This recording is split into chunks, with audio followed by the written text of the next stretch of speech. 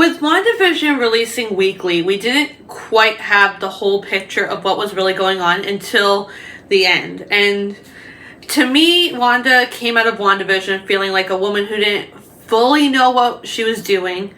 After all, once she saw the pain in the townspeople's eyes, she dropped the hex walls, even though it meant losing Vision and her boys. But Multiverse of Madness gives us a look at evil Wanda, as she is willing to kill an innocent child and take over another universe's Wanda so she could have her boys back. Watching her tear through the Masters of the Mystic Arts and the Illuminati and trying to kill Wong and Doctor Strange just for the chance to kill America Chavez and take her powers, yikes, is all I can say to that. So, after Multiverse of Madness, looking back at WandaVision, it had me wondering, was Wanda actually fully aware of what she was doing in Westview and only dropped the hex because she got caught and was called out? The short answer is yes. Now, I do believe that she wasn't aware of what she was doing when she was creating her house and putting the town into her, like, Dick Van Dyke sitcom. But after that, she was fully aware of everything. And I'm going to go episode by episode and essentially take a look at how I think Wanda was actually the puppet master and fully aware that she was the puppet master the whole time. In episode 1, Wanda has everything she wants. She has Vision, they're living their perfect little sitcom life, and when Vision's boss and his wife come for dinner, they're hounding her and Vision about their life together. And then all of a sudden, Vision's boss starts choking. And Wanda just sits there for a moment before telling Vision to help him. Do I think that Wanda made Vision's boss choke? Yes, I do. Yes, I do. I believe that she made him choke because he was threatening her perfect life by trying to poke holes in it. It's sort of a theme, I guess, that runs throughout the first few episodes at least.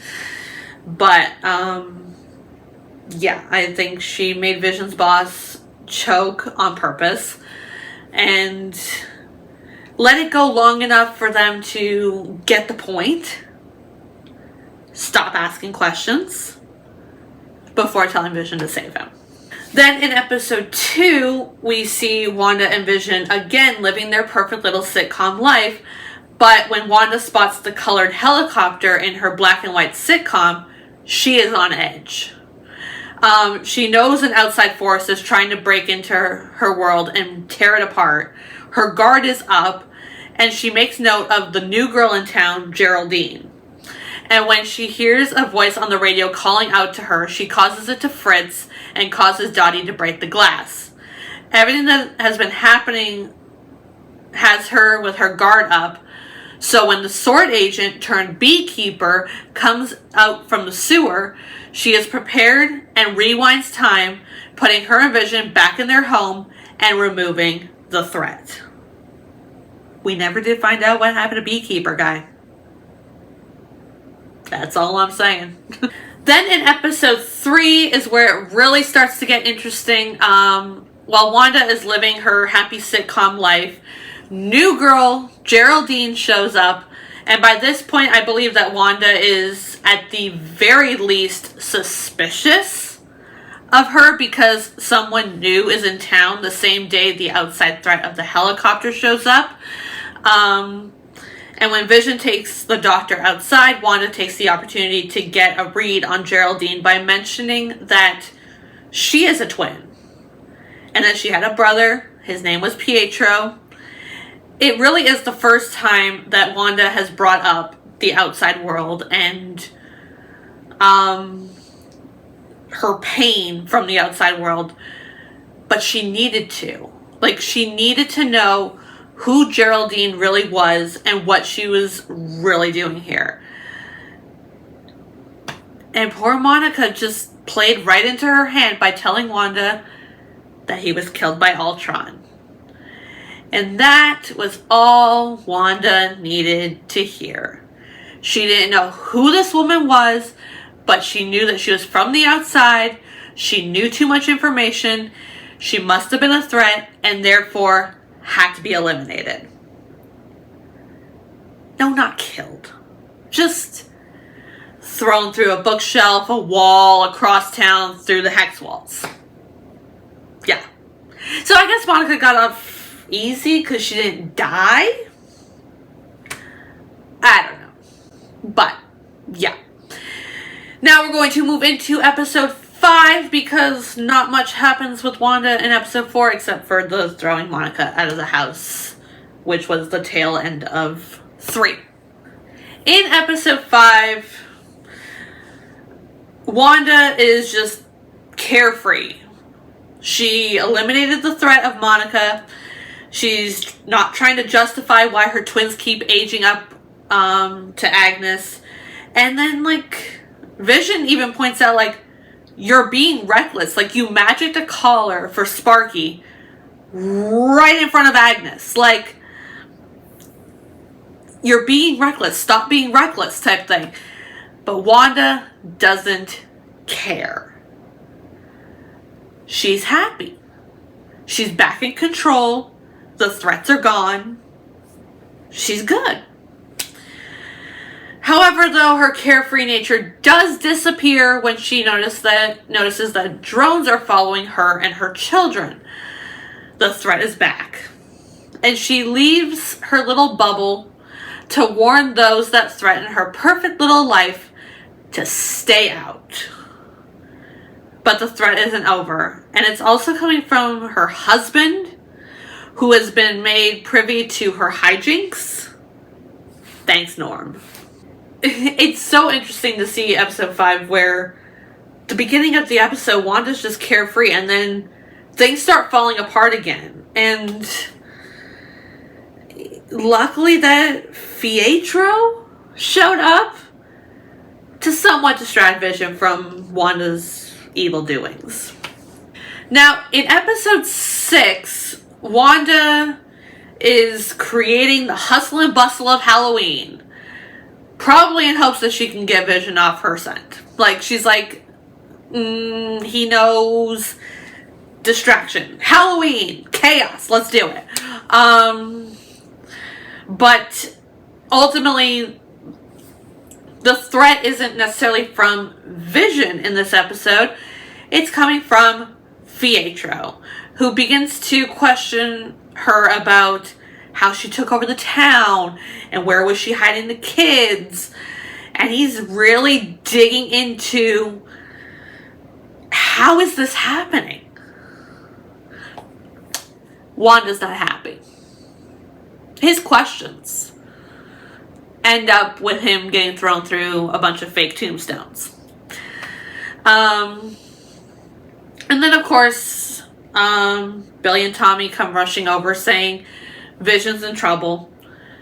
So Wanda expands the borders of the Hex to keep him in her world.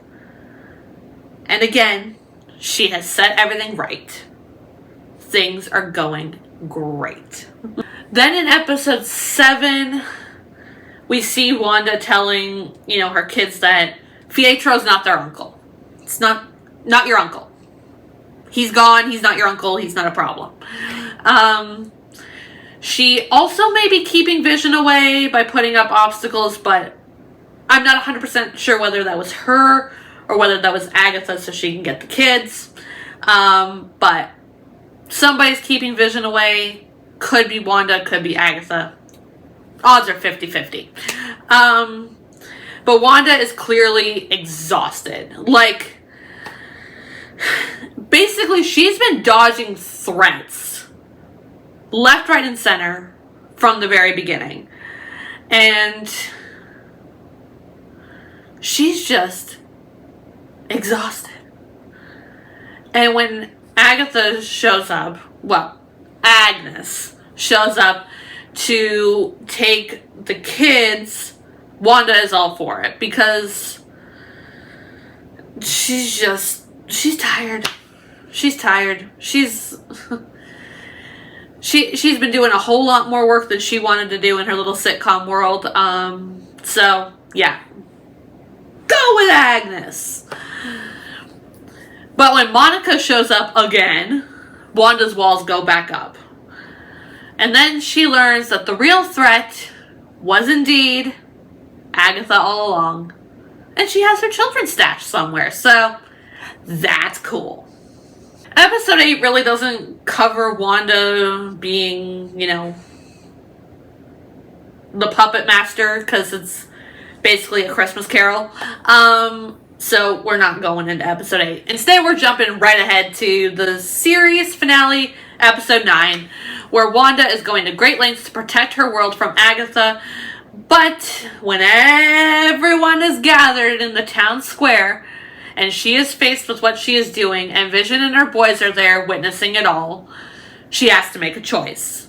Let go of her false sitcom reality and lose Vision and her boys, or essentially hold them all hostage and let them see what a monster she is.